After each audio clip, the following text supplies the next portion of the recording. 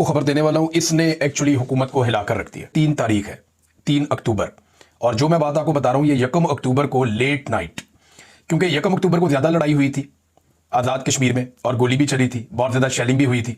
फिर कल का दिन जो 2 अक्टूबर का है उसमें बहुत बड़े बड़े काफिले हमने मुजफ्फराबाद की तरफ बढ़ते हुए देखे, और कल हंगामी तौर पर हुकूमती मुज़ाकराती टीमें फौरी तौर पर आजाद कश्मीर पहुंची और उन्होंने जो कमेटी के लोग हैं जो दूसरी जानिब से आए थे अवामी एक्शन कमेटी के, उनसे मुज़ाकरात भी किए।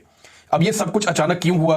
ये परसों रात को जो इंटेलिजेंस एजेंसियों ने एक रिपोर्ट बनाई थी वो रिपोर्ट भिजवाई गई फौरी तौर पे इस्लामाबाद में जब वो रिपोर्ट मौसूल हुई तो रात के वक्त वजीर आजम पाकिस्तान को जो है वो ये रिपोर्ट पहुंचाई गई, और उसके बाद आपने देखा कि वजीर आजम ने भी एक स्टेटमेंट जारी हुआ। फिर आपने देखा वजीर इत्तलात का एक स्टेटमेंट आया कि वजीर आजम ने नोटिस ले लिया है और फलानी चीजें करने के लिए फौरी तौर पर कहा गया है।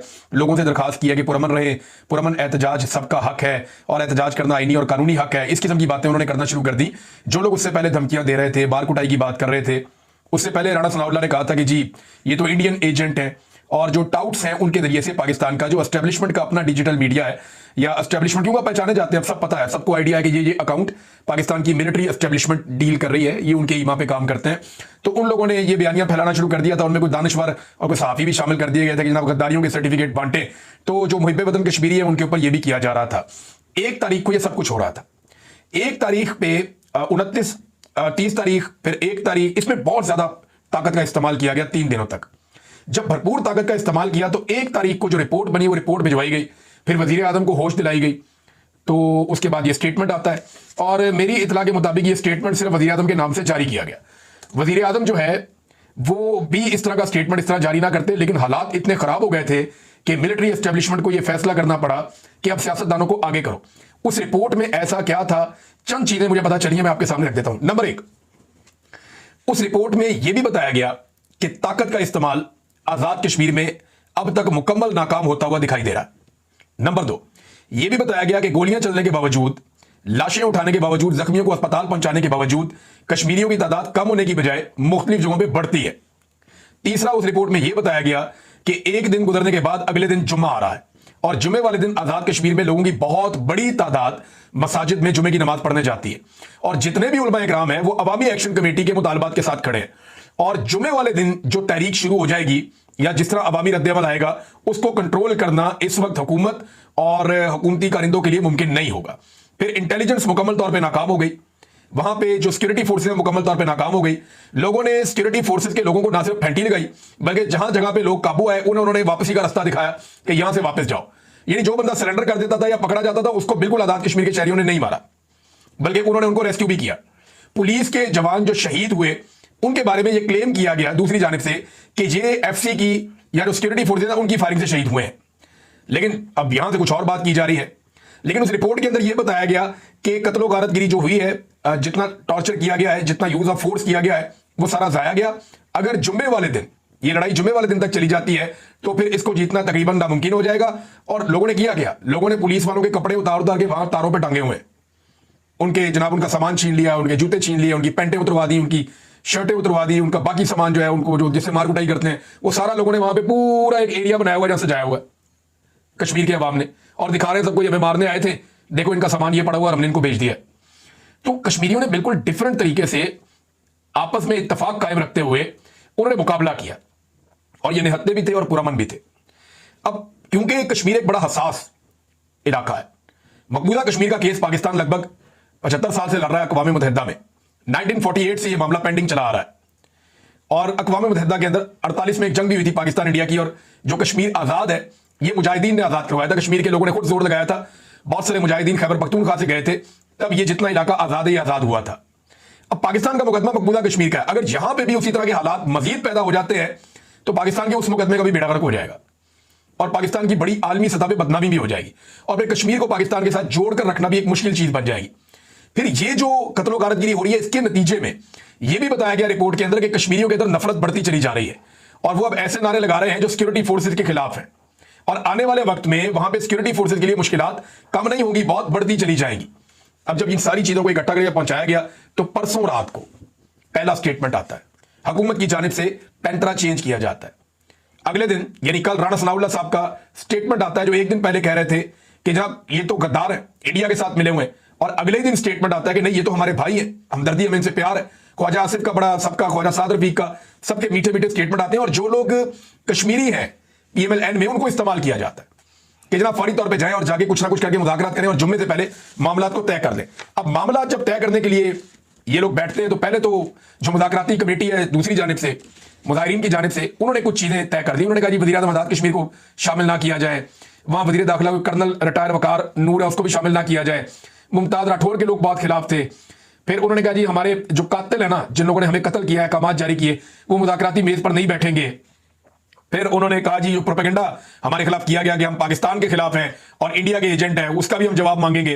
तो इस किस्म की बहुत सारी चीजें जो हैं वो उन्होंने तय की। यानी मुस्लिम कॉन्फ्रेंस की तरफ से जो फायरिंग हुई और इसके बाद जो काफिलों के ऊपर जो असला ले जाने का एक झूठा इल्जाम लगा कि लोग मुसल्लह थे, इन सारी चीजों पर उन्होंने कहा जी कि हम जवाब मांगेंगे, भारत कातिल है, हमें भारतीय एजेंट कहना संगीन और नाकाबिल कबूल इल्जाम है। ये उन्होंने पहले तय कर दिया था आपस में। अब सोराब बरकत साहब ने जो न्यूज दी है उनकी इतला के मुताबिक जो हुकूमत के और मुज़ाकराती कमेटी के बीच में, जो अवामी एक्शन कमेटी इनके बीच में जो बातचीत हुई है, इसमें जो चीजें तय हुई हैं वो क्या है मैं आपको बता देता हूं। नंबर एक, जो 12 सीटें हैं जिनका फड्डा असल में, जिनके जरिए से एस्टेब्लिशमेंट कंट्रोल करती है आजाद कश्मीर की पूरी इंतजामिया को और पूरी हुकूमत को, वो 12 सीटों के फंड फौरी तौर पर रोक दिए जाएंगे। नंबर एक। नंबर दो, इनकी वजारत 2 तक महदूद कर दी जाएगी। नंबर 3, इनके खात्मे के लिए एक कमेटी बनाई जाएगी जिसमें अवामी एक्शन कमेटी का एक मेंबर शामिल होगा। यानी इन 12 सीटों को अब खत्म कर दिया जाएगा और उसके लिए पहले एक कमेटी बनाई जाएगी। इन सीटों का आइंदा वजीर आजम के इंतखाब से कोई ताल्लुक नहीं होगा। यानी अगर ये सीटें रहेंगी तो वजीर आजम का इंतखाब नहीं कर सकेंगी, ये ना ये हुकूमत गिरा सकेंगे ना ये हुकूमत बना सकेंगे। एक सिंबॉलिक वैल्यू के तौर पर इनको रखना तो आप रख ले। इसी तरह मुराद फौरी तौर पर कम की जाएंगी जो मुराद दी जाती हैं, और बाकी मुतालबात भी फिर साथ साथ मान लिए जाएंगे। अब ये सोच मौजूद है कि अवामी एक्शन कमेटी अब आपस में फैसला करेगी और फिर मुज़ाकरात आगे बढ़ेंगे। ये डेवलपमेंट हुई है और अभी तक दोनों के बीच में दोबारा मुज़ाकरात कब होने हैं मेरे पास इसके बारे में इंफॉर्मेशन नहीं है, क्योंकि हुकूमत ने कुछ चीजें तस्लीम की हैं, कुछ चीजें रिक्वेस्ट की हैं। अब वो बातें जो है वो दोबारा बैठेंगे अवामी एक्शन कमेटी के लोग और वो बैठे भी हैं। वो क्या चीजें तय करते हैं इस वक्त मेरे पास, क्योंकि वहां डेवलपमेंट नहीं आई, तो अभी जब मैं रिकॉर्ड कर रहा हूं उसके बारे में मुझे नहीं पता, लेकिन ये जराये से खबरें आई हैं, मैंने आप तक पहुंचा दी हैं। तो ये जो एक इंटेलिजेंस की रिपोर्ट आई हुकूमत के पास और इस्लामाबाद में पहुंची, उसने सबको हिलाकर रख दिया और ताकत वहां पे नाकाम हो गई थी। ज्वाइंट अवामी एक्शन कमेटी एक और बात कहती है मुराद के बारे में, वो ये बताते हैं कि ये असेंबली के 53 मेंबर्स हैं, वजीर इनमें से 34 है, यानी 53 की टोटल असेंबली है। एक को अपोजिशन में डाल देते हैं और 34 उसके अंदर वजीर हैं इस वक्त, 10 उसके अंदर मुशीर हैं इस वक्त, वजीर आजम और सदर 2 बीच में ये भी शामिल है। तो जो लगभग 100 के करीब लोग हैं जो बड़ी मौज कर रहे हैं इस वक्त आजाद कश्मीर में। और अब जो 310 अरब रुपए का इनका बजट है, उसमें से ये लोग बताते हैं कि बजट का एक बड़ा हिस्सा जो कि 62 अरब रुपए बनता है वो इन लोगों पे खर्च कर दिया जाता है। यानी अगर इन 100 लोगों में तकसीम करें तो 62 करोड़ रुपया फी शख्स सालाना खर्च किया जाता है। ये मुराद याफ्ता लोग जो हैं, ये इतने ताकतवर लोग हैं। यही पैसा अगर आवाम पर खर्च किया जाए तो आजाद कश्मीर के हर जिले को 6.2 अरब मजीद मिल सकता है, जिससे वहां की आवाम की किस्मत बदल सकती है। और यह पैसा आवाम को मिलना चाहिए। ये मुराद सियासतदानों को और अयाशी करने वाले ब्यूरोक्रेट्स को, और ये 100 अफराद तो मेन है ना बीच में, कहते इन 100 अफराद के ऊपर रियासत पैसे का एक बहुत बड़ा हिस्सा खर्च कर रही है जो ज्यादती है। यह पैसा उन पे खर्च नहीं करना चाहिए बल्कि अवाम पे खर्च करना चाहिए। ये एक इनका बड़ा मुतालबा है। अब नाज़रीन, मुज़ाकरात के अगले दौर में क्या होता है, क्योंकि आज का दिन फिर बहुत इंपॉर्टेंट है। आज जुमे का दिन है, लोग जुमे की नमाज के बाद निकलेंगे और डेफिनेटली निकलेंगे, क्योंकि एस्टेब्लिशमेंट को इससे पहले अपनी ताकत पे बहुत गुरूर था, बड़ा तकब्बुर था। कश्मीर अवामी एक्शन कमेटी ने बहुत पहले अपने मुतालबात रखे थे, कई हफ्ते इसको गुजर गए हैं और डेडलाइन उन्होंने दी हुई थी, लेकिन जो रौनक थी, फिरौनियत थी, वो इतनी ज्यादा थी कि कोई फर्क नहीं पड़ता, इनको निपट लेंगे इनसे इस दफा।